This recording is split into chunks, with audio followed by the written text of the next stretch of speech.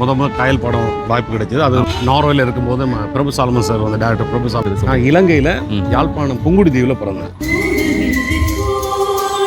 என்னுடைய பூர்வீகத்தை மறைச்சோ இல்லாட்டி என்னோட அடையாளத்தை மறைச்சு நான் ஜெயிக்க வேண்டிய அவசியம் இல்லை. இது அந்தோணி என்ற இந்த படம் ஒரு ஆரம்ப புள்ளி தான்.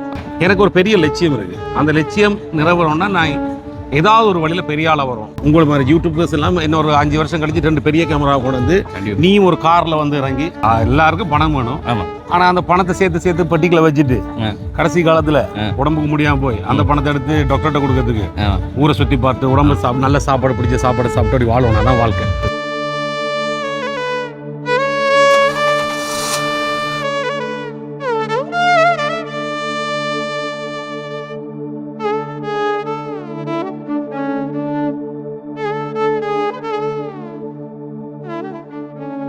ஃபர்ஸ்ட் வணக்கங்கண்ணா. வணக்கம்டா. ஓகே, எப்படி சுகமாக இருக்கிறீங்களா? சூப்பராக. நீ எப்படி இருக்கிற? அப்படியே இருக்கிறோம், நலமாக இருக்கிறோம். ரைட்டுங்கண்ணா, இப்போ உங்கள்ட்ட இந்த ஒரு திரைப்பட பயணம் எத்தனை வயசில் இந்த ஒரு திரைப்பட பயணத்தை வந்து ஆரம்பிச்சிங்க?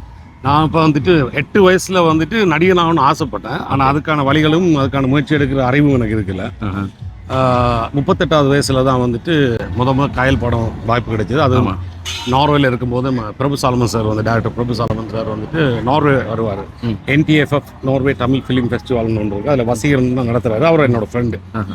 அவருக்கு ஹெல்ப்பாக இருக்கும்போது நான் டேரக்டர்ஸ் எல்லாம் மீட் பண்ணுவேன். அப்போ நான் சான்ஸ் கேட்டிருந்தேன் சார்கிட்ட. சரி ஏதாவது இருந்தால் சொல்கிறேன்னாரு.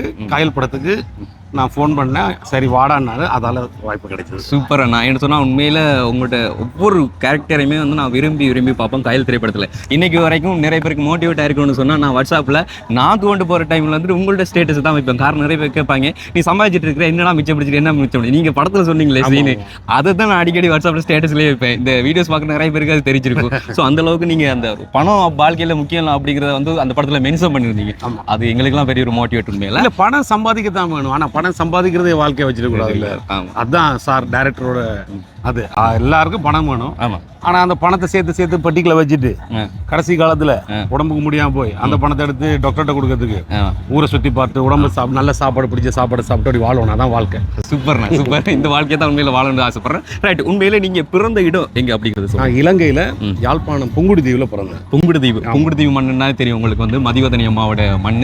ஸோ மறக்க முடியாது இன்னைக்கு வரைக்கும். உண்மையிலே எங்களுடைய இலங்கையில் பிறந்து சாதிச்ச நிறைய பேர் இருக்கிறாங்க. ஆனால் அவங்க சாதிச்சுட்டு போயிட்டு இருக்கிற ட்ரக்கில் வந்து பார்த்தீங்கன்னு சொன்னால் நிறைய பேருக்கு அவங்க எந்த ஊர் அப்படிங்கிறது தெரியாது. காயல் திரைப்படம் பார்க்கும்போது உண்மையில வந்து அண்ணா நீங்கள் இலங்கையை சேர்ந்தவங்க தான் அப்படிங்கிறது நீங்கள் தெரியாது. அதுக்கப்புறம் தான் தெரிய வந்துச்சு, அட அண்ணா நம்ம நாட்டை சேர்ந்தவங்க தான் அப்படி சொல்லி. நான் அறிமுக விழாலே வந்து நான் இலங்கை தமிழ் என்று சொல்லித்தான் அறிமுகம். அதில் அந்த விளாசியும் எனக்கு இதை மறைக்க வேண்டிய அவசியம் கண்டிப்பாக. என்னுடைய பூர்வீகத்தை மறைச்சோ இல்லாட்டி என்னோட அடையாளத்தை மறைச்சு நான் ஜெயிக்க வேண்டிய அவசியம் இல்லை. இது பண்ண வேண்டிய சரி. இப்படியே தான் ஒத்துக்கணும். பொய் சொல்லிட்டு 5 வருஷம் கழிச்சு உண்மை தெரியும் போது பொய் சொன்னான்னு சொல்லுவாங்க. ஆரம்பத்தில் உண்மை சொன்னா கொஞ்சமாக கிடைச்சாலும் நிம்மதியாக கிடைக்கும்ல. கண்டிப்பாண்ணா. ஸோ வந்து நீங்கள் தமிழக சினிமாவில் போய் ஒரு சாதனையை சாதிச்சுட்டு அடுத்ததாக நம்மளோட இலங்கையில் வந்து இங்கேயும் வந்து சினிமாவில் ஒரு அடையாளத்தை கொண்டு வரணும் அப்படின்னு சொல்லி நிறைய பேர் முயற்சிப்பட்டு கொண்டிருக்காங்க, நிறைய டைரக்டர்மார். அந்த வகையில் உங்கள்ட்ட இந்த அந்தோணி திரைப்படம், ஸோ இந்த அந்தோணி திரைப்படம் வந்து எங்களுக்கு கிடைச்ச ஒரு வரப்பிரசாதம் அப்படி சொல்லலாம் சினிமா துறையில் இலங்கையில் இருக்கிற ஒவ்வொரு திரைப்பட கலைஞர்களுக்குமே வந்து. ஸோ இந்த அந்தோணி திரைப்படத்தை குறித்து உங்களோட கருத்து ஏதாச்சும்? இது ஒன்றுமே இல்லைப்பா. வந்துட்டு நாங்கள் அந்த ஜெனோசன் சுகிதன் அவங்க 2-7 வருஷம் தான் தெரியும். அவங்கள்ட்ட பேசின ஒன்று தான், நாங்கள் செய்கிறதா இருந்தால் நாங்கள் வந்துட்டு பெருசாக செய்வோம். கண்டிப்பாக. இல்லைன்னா செய்ய வேணும். அப்போ இன்னொரு 10 வருஷம் கழிச்சாத பரவாயில்ல, கொஞ்சம் காசாக சேர்த்து ஒரு பெரிய இதாக பண்ணுவோன்ட்டு முடிவு பண்ணோம். அப்போ இது சின்ன ஷார்ட்ஸ் ஃபிலிம்ஸ் எல்லாம் பார்ப்பேன். அதில் நிறைய குறைகள், நிறைய நல்லது கெட்டதெல்லாம் இருக்கும். அதை தாண்டி நாம் எடுக்கிற விஷயத்த சுற்றி நாமளே பார்த்துட்டு நம்ம ஃப்ரெண்ட்ஸு நமக்கு தெரிஞ்சவங்களுக்கு ஒரு சின்ன தியேட்டரில் போட்டுட்டு அதோட முடிஞ்சு போகுது. அப்போ என் மைண்டில் இருந்து அப்படின்னா எனக்கு ஒரு பெரிய லட்சியம் இருக்குது. அந்த லட்சியம் நிறைவேறணும்னா நான் ஏதாவது ஒரு வழியில் பெரிய ஆளாக வரும். பெரிய ஆளாக வந்து அதை சொல்லும்போது பேசும்போது மக்கள் நின்று கேட்குற மாதிரி அளவுக்கு வரணுன்ற காட்டி நான் சினிமா தேர்ந்தெடுத்து போயிட்டுருக்கேன். அந்தோணி படம் வந்துட்டு ஸ்கேலாக நாங்கள் பெருசாக இவ்வளோ காசில் ஒழிச்சு இளையராஜா சார்கிட்ட போய் நின்று அவரை ஓகே பண்ணி அவரை மியூசிக் அடித்து இந்த படத்தை இங்கே வழியை கொண்டு வந்து ஊராக போய் ப்ரொமோஷன் பண்ணி இந்த படத்தை பெருசாகிறதுக்கு காரணமே கண்டிப்பாக இலங்கையில் இருந்து இன்னும் 2-3 வருஷத்துல ஒரு இண்டஸ்ட்ரியை கிரியேட் பண்ணலாம். இங்கே இருக்க கலைஞர்களுக்கு வேலை கிடைக்கும். கண்டிப்பாக. குறைஞ்சது 15,000 பேருக்காவது ஒரு வர்த்தகமாக இது மாறும். உங்களை மாதிரி யூடியூபர்ஸ் எல்லாம் இன்னொரு 5 வருஷம் கழிச்சு 2 பெரிய கேமரா கொண்டு வந்து நீ ஒரு காரில் வந்து இறங்கி அவன் ஒரு காரில் வந்து இறங்கி நாங்கள் வந்துட்டு வாழ முடியும். அப்போ ஒரு 16 பேருக்கு வேலை கிடைக்கணும்னா ஒரு 16 குடும்பம் பிழைக்கும். ஆமாம். அப்போ இந்த அந்தோணி படம் ஜெயிச்சுச்சுன்னா அந்த ப்ரொடியூசர் கண்டிப்பாக என்ன நிறைய படங்கள் எடுப்பார். கண்டிப்பாக. அப்போ இவரை பார்த்துட்டு இன்னும் நிறைய பேர் வந்துட்டு படங்கள் எடுக்கிறதுக்கு முன்னுக்கு வருவாங்க. கண்டிப்பாக. அப்போ நல்ல கதைகள் நல்ல கலைஞர்கள் தேர்ந்தெடுத்து நீங்களும் அதுக்கேற்ற மாதிரி டெடிகேஷனாக இருந்து எல்லாம் வந்தீங்கன்னு சொன்னால் கண்டிப்பாக நடக்கும். இது அந்தோணி என்ற இந்த படம் ஒரு ஆரம்ப புள்ளி தான். ஓகே, இது ஆரம்ப புள்ளி. இது எண்டு கிடையாது. இது இவ்வளோ காலம் இந்த இலங்கையில் படம் எடுத்த எல்லா கலைஞர்களும் சேர்ந்து அவங்களுக்கெல்லாம் சேர்த்து இது ஒரு படமாக வச்சுக்கோம். ஒரு பிள்ளையார் சொல்லியா போட்டு அந்தோணியை போட்டிருக்கீங்க. இன்னைக்கு 3 மொழியில் தமிழ், சிங்களம், மலையாளம். பாம்பேல படம் ஓடுது தமிழ்ல. பாம்பேல ரிலீஸ் பண்றோம். இந்தியாவில் கிட்டத்தட்ட 100 தியேட்டர்ஸ்க்கு மேலே ரிலீஸ் பண்ணுறோம். சூப்பர். வெளிநாடு ஃபுல்லாக ஒரு 15 நாட்டுக்கு மேலே ரிலீஸ் பண்ணுறோம். ஸோ இலங்கையில் எடுத்த திரைப்படத்தில் வரலாற்று காணாத அளவிற்கு வந்து முதல் முறையாக வந்து மும்மொழியில் படங்களை வந்து தயாரித்து வெளியிடப்படக்கூடிய பிரம்மாண்டமான 1523 படம் இந்தியாவுக்கு இசையமைச்ச இளையராஜா அவர்கள் எங்களுக்கு முதல் படத்துக்கு இசையமைச்சிருக்காரு. கண்டிப்பாக. ஸோ இவ்வளவு விஷயங்கள் இருக்குது. இந்த விஷயமெல்லாம் எங்களை இந்த படம் வந்து தனியாக வணிகத்துக்காக நான் வெற்றி பெறலை, இங்கே ஒரு இண்டஸ்ட்ரி கிரியேட் பண்ணுறதுக்கு இது ஒரு முன்னோட்டமாக முதலோட்டமாக இருக்கட்டும். தேங்க்ஸ் அண்ணா. உண்மையில ஸோ உண்மையில கயல் திரைப்படம் தான் உங்களுக்கு மிகப்பெரிய ஒரு அடையாளத்தை பற்றி. ஸோ கயல் திரைப்படம் பற்றி உங்கள்ட்ட கருத்து? கயல் திரைப்படத்தை பற்றி இப்போ வேணாமே, நல்லா போச்சு படம். நீங்க பாத்தீங்க ஸ்டேட்டஸ் வைக்கிற அளவுக்கு இருக்குல்ல, தெரிஞ்ச விஷயத்தை திருப்பி பேசுறேன். ஆனா எனக்கு அந்த வாய்ப்பு அளிச்ச பிரபு சாலமன் சாருக்கு நன்றி, என்ன நடிகனா ஒத்துக்கொண்ட மக்களுக்கு நன்றி. கண்டிப்பா நான் பிக் ஃபேன் ஆனா உங்கள்ட்ட அந்த இதுல வந்து ஃபேன்ன்றதை தாண்டி உண்மையில தூண்டு போற டைம்ல நிறைய பேருக்கு வந்து மோட்டிவேட்டா இருக்க மாட்டாங்க. பட் உங்களோட அந்த ஒரு சில வார்த்தைகளை வந்து நான் வச்சுக்கொள்றேன். இப்போ வரைக்கும் வந்து ரொம்ப தேங்க்ஸுங்கன்னா. நான் என்ன சொன்னா உண்மையில இலங்கையில சினிமா துறையில சாதிக்க துடிக்கிற ஒவ்வொரு இளைஞர் யுவதிகளுக்கும் வந்து நீங்க ஒரு மோட்டிவேட்டா இருக்கிறீங்க. நீங்க ஒரு ஆரம்ப புள்ளி வந்து போட்டு தந்திருக்கீங்க. அந்த வகையில் ரொம்ப பெரிய நன்றிங்க. ஓகே. பார்த்தீங்கன்னா நம்ம கூட இருக்கிறது அந்தோணி திரைப்பட குழுமத்தினர். ஸோ என்ன சொன்னால் முன்னாடியே வந்து பேட்டியெல்லாம் கண்டாங்க. மட்டக்களப்பில் இருக்கக்கூடிய யூடியூபர்ஸ்லாம் ஆல்மோஸ்ட் பண்ணிட்டாங்க.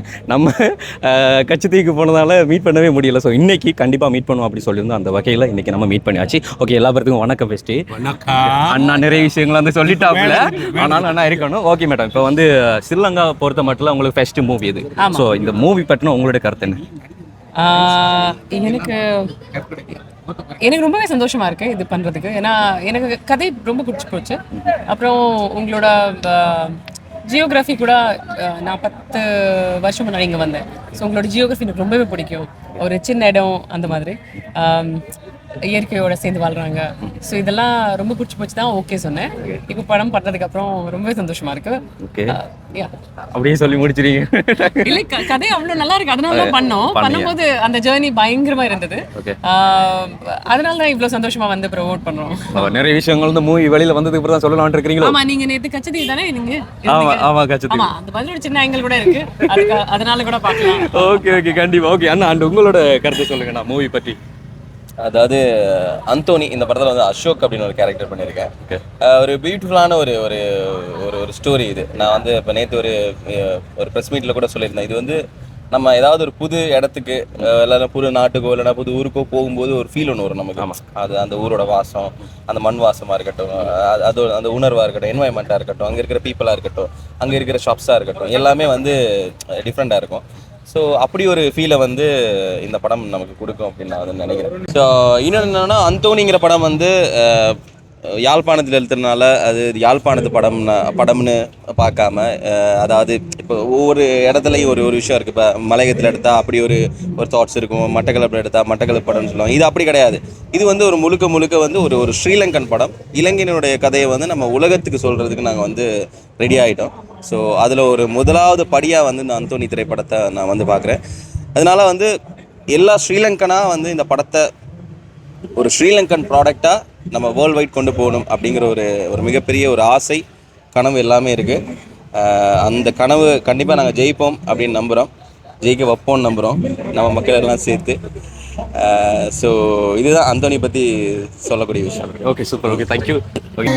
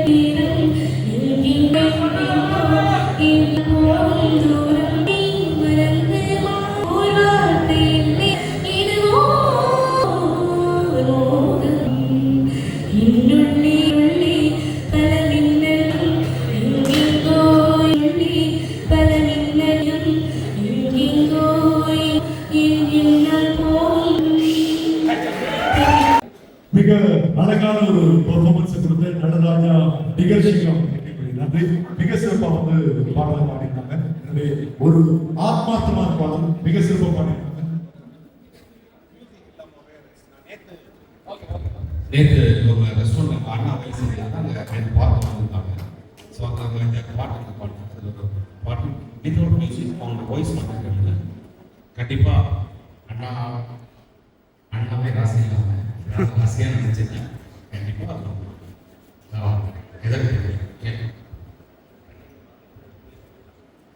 செம்பருத்தி பூவ போல நீரமான வாய்மொழி கொஞ்சம் கோடை கூட மார்கழி பைனாவின் கையிலே சோறாகி பாடி சோடிட மேலாடாது கள்ளமா கள்ளமா நிலமா உன்னை உள்ளம் என்னதுமா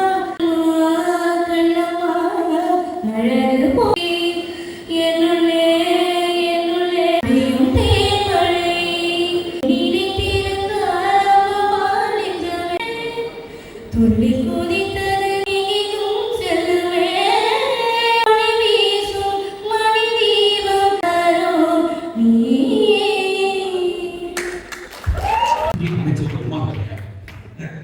எனவே மிக சிறப்பா ஒரு பாடல், மிக சிறப்பா பாடல். எனவே அவருடைய எதிர்கால வெற்றிகள் மிக இவனது ஞானி ஞானி ஞானி எனது நண்பன்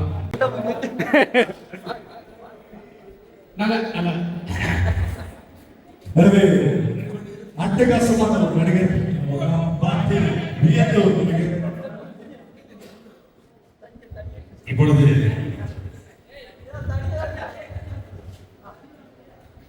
என்ன அவசரம்